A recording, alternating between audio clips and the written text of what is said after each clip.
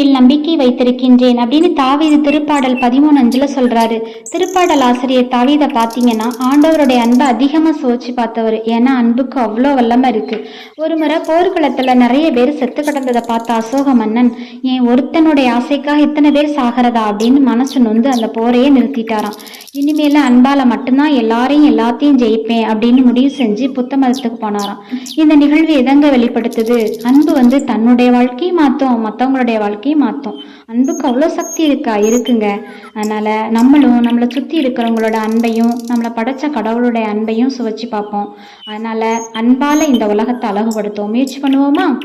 அன்பு செய்து வாழும்போது மனிதராகிறோம், பிறர் அன்பில் என்றும் வாழும்போது புனிதராகிறோம் என்பதை உணர்ந்து உம்மையும் பிறரையும் எங்களையும் அன்பு செய்ய அருள் தாரும்.